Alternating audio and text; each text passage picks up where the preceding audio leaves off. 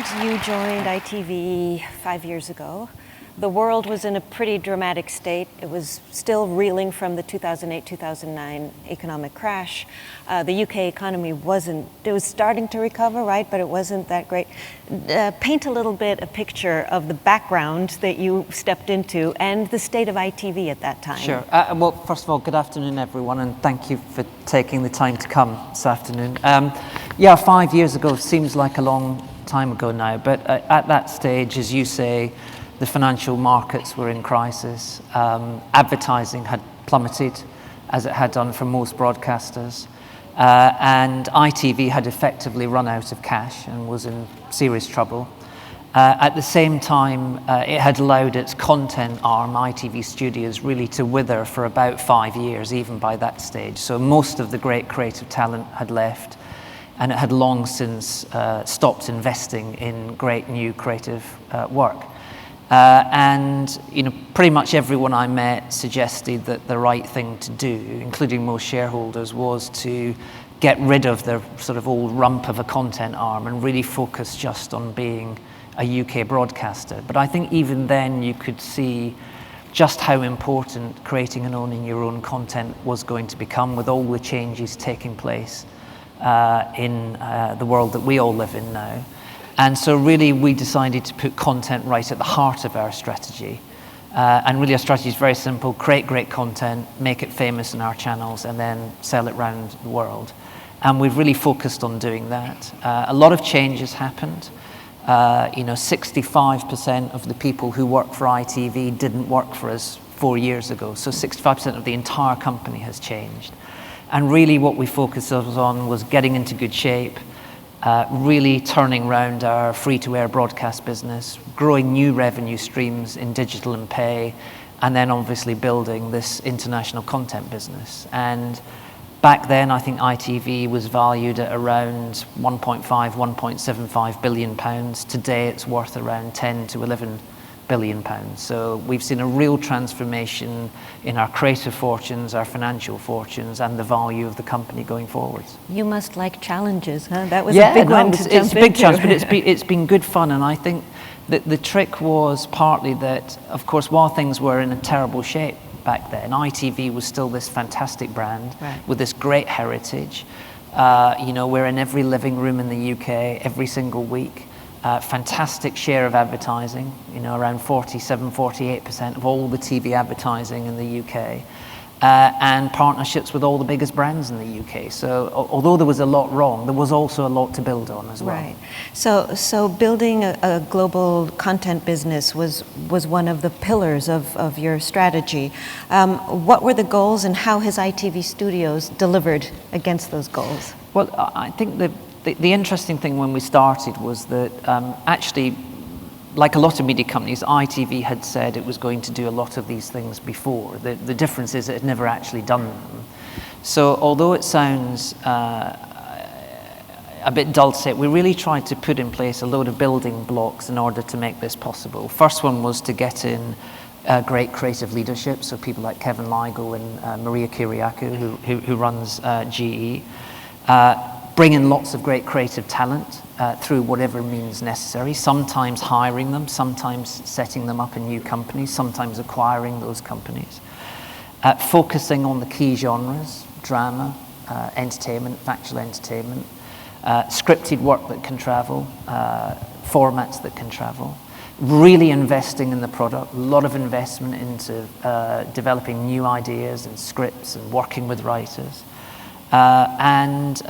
Building our business and taking advantage of this thing that we have, which is we're an integrated producer broadcaster. So try to get great work up and running, put it on our channels, make it famous, then grow into working for other broadcasters in the UK, and then move into international with a particular focus on America. So we've really built it piece by piece. And if you look at ITV Studios now, biggest independent in the US, we're the biggest commercial broadcaster in the UK, third biggest distributor in Europe, and we're growing very, very fast. And over half our revenues now come from outside the UK. Wow. So we've really turned it into a genuine global business. And so I'll get to the United States in a second, but ITV has been acquiring a number of production companies over the last few years. I'll just mention a few. Left Field in the US, 24 in the UK and the US, Mammoth Screen in the UK, Talpa recently in Holland. What's been the strategy? And it seems like you've been on quite an acquisition spree. Do you see this continuing? Well, I think the first thing to see all those deals as is talent deals. You know, it's all about having the best creative talents working as part of ITV.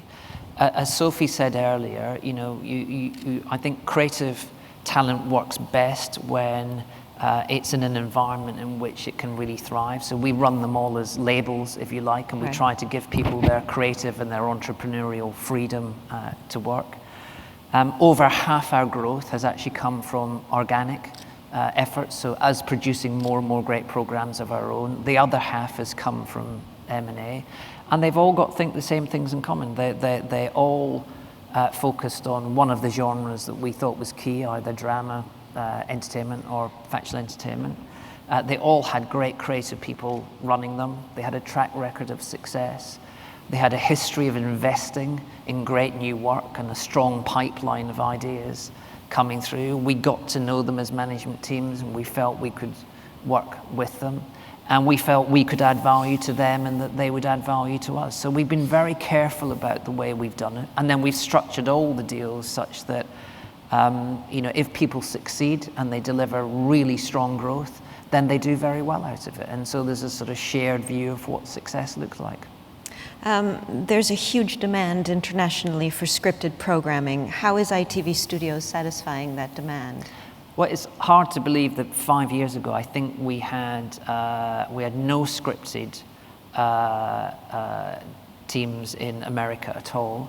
And in the UK, we had 3 drama teams working in the UK. And if you look at it today, we have around 15 labels working or producing some kind of scripted content. So we've sort of grown our resource, and we've really invested in that resource. And if you look at it now, we've got great dramas that people are aware of, like Endeavour or Lewis, and some returning stuff like Poldark and what have you, and some fantastic new work coming through at the moment, Beowulf, which we're launching here this week, Jekyll and Hyde and Jericho. So I think we're in a really strong position here, and in the US, where we've had Aquarius, and The Good Witch and Texas Rising, and a number of other ones to come. So I think we're in really good shape, and as everyone in the hall knows, there's no shortcut to scripted success. You've got to invest, you've got to have the talent there, and you've got to take your time and nurture the ideas through the system. And we started on this journey 2 or 3 years ago, and we're really starting to see the benefit of that now. And I think, you know, Beowulf, which we're launching this week, is a great example of that, where it's a brand that everyone has heard of. It's a cut-through idea based on the original poem. It's from this sort of mythical world, and it's exactly the kind of thing that I think is going to be very heavily demanded right across the world. Well, we have a clip to show of that, so we can see what it's all about. May we see the clip, please?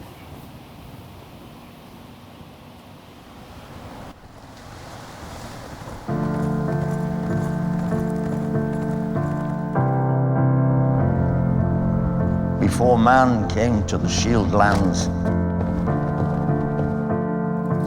the only living things here were beasts. Today, we will see the sun and flames, tidal waves. What is it? Washing all the world away. Beowulf.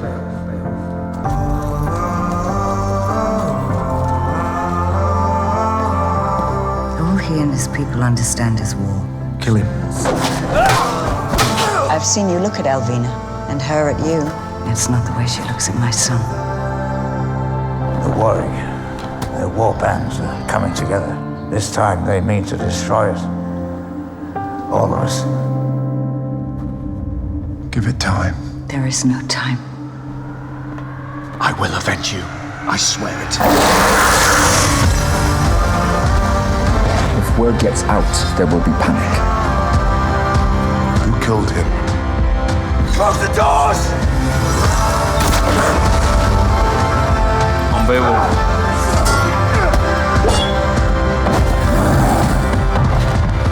You killed them!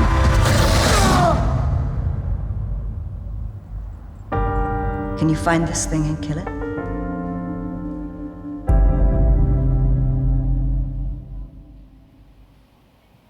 Wow. Let's look at the United States. So there's the ITV Studios US group. The US market is vast, diverse, lucrative, and ITV is the largest supplier of non-scripted programming in the US. It's funny because, some 250 years ago, the Americans were shouting, the British are coming, and now they've arrived very well established in the television industry.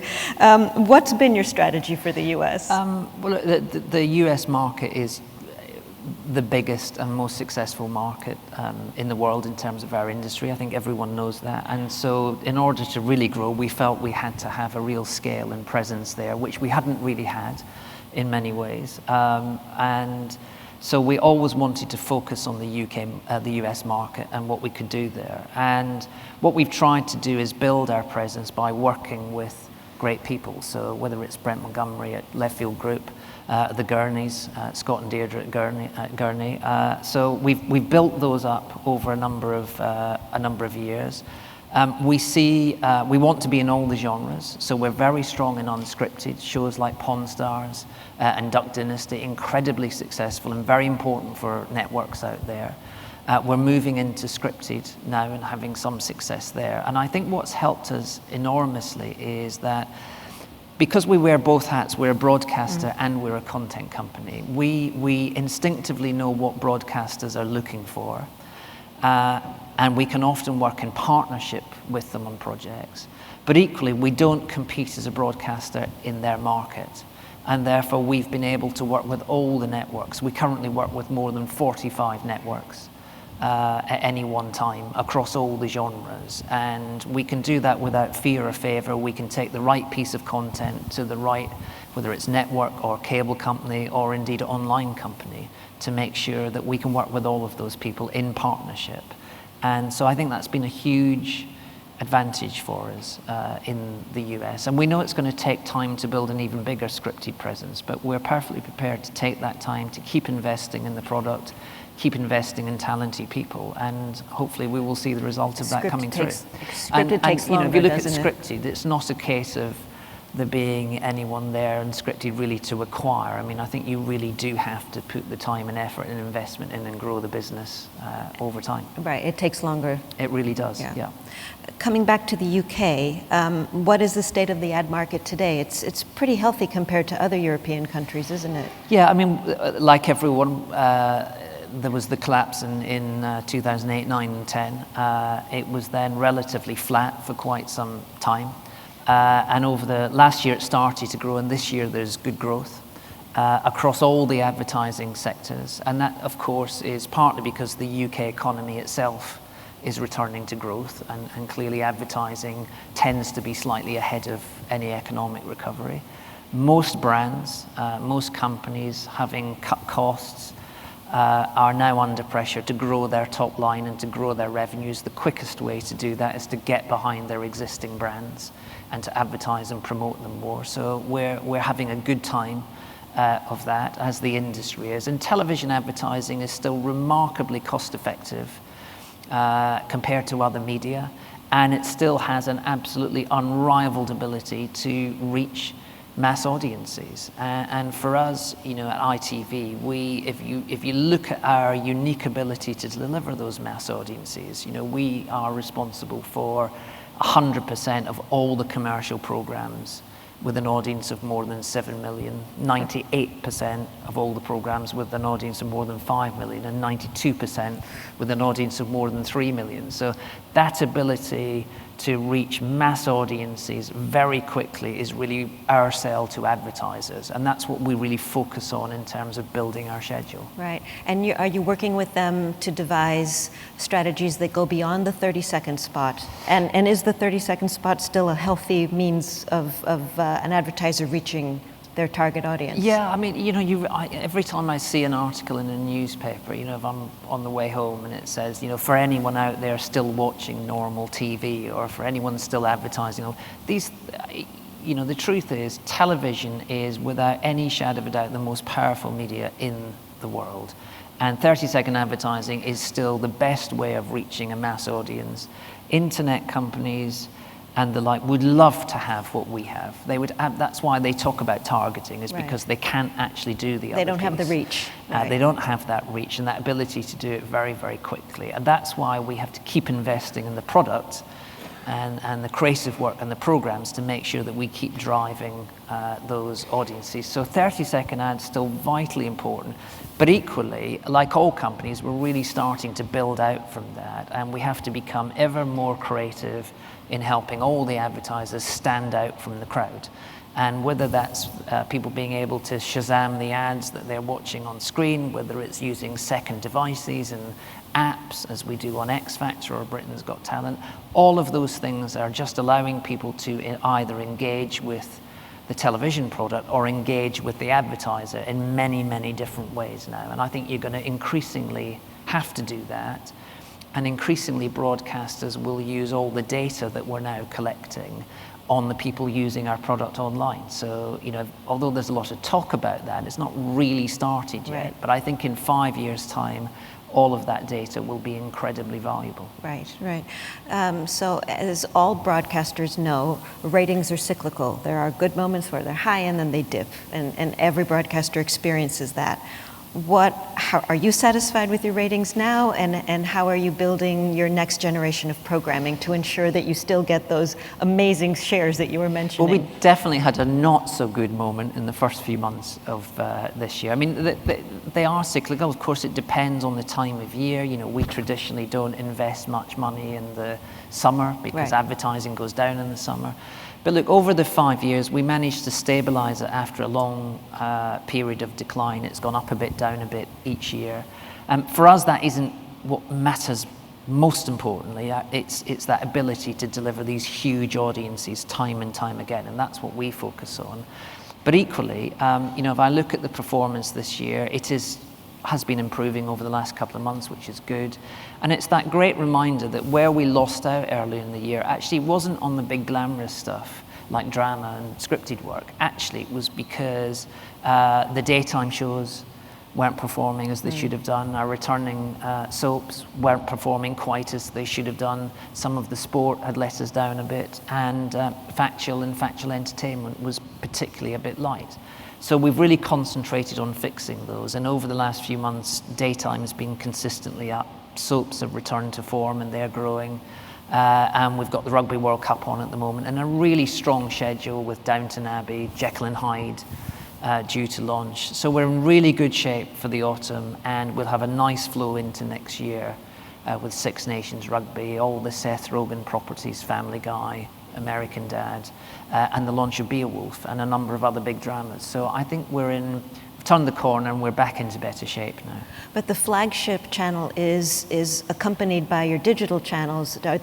So they work cumulatively to get a larger audience, but do they also target individual segments? Yeah, I think in this world, Sophie touched on it briefly. I think it's not just the programs themselves that bring large audience. I don't believe channel brands are by any means dead. I think they're incredibly important. And the way we segment it is our main channel is sort of for everybody.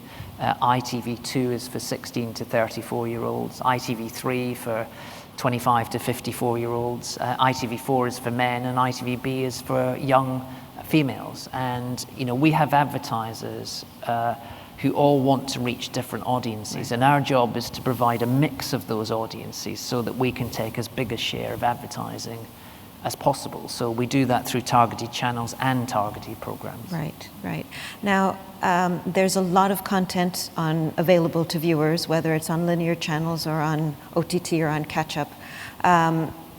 Is there not a challenge in getting your shows viewed and sampled? I mean, how important is promoting and marketing your shows to make sure that you get an audience to tune into that first episode? It's becoming one of the most important things in this new, very crowded and very fragmented marketplace. I mean, again, there's no one simple answer to it. It helps to have hugely popular program brands. Sure. And what we try to do is we term it being at the heart of popular culture. And actually, to be very good and very popular at the same time is actually the toughest thing I can imagine. to do. And shows like Britain's Got Talent, X Factor, I'm a Celebrity, Get Me Out of Here, Broadchurch on the drama side, Downton Abbey, you know, they're all great examples of sort of water cooler moments. Everyone wants to watch them and everyone wants to talk about them the next day. So that's the first step. The second step is to have strong channel brands, which is important. I think also to really use social media incredibly strongly. You know, in the UK, I think something like 60 to 70% of all social media traffic at the weekend is about television programs. So it's a real driver of viewing. And I think as well, you have to be prepared to try different things online. So a couple of examples. One is we switched all our mobile ITV Player apps last year to when you go on now, you land on live TV. And live TV already accounts for about 30% of our online viewing. And what that reminds you is that younger people don't see their phone or their tablet as a second device. They just see it as a TV screen. Right. And it's important to view it that way. And we certainly do. We just view a screen as a screen. Doesn't matter whether it's a television set or a phone or anything else. And then I think to experiment how you get content to people.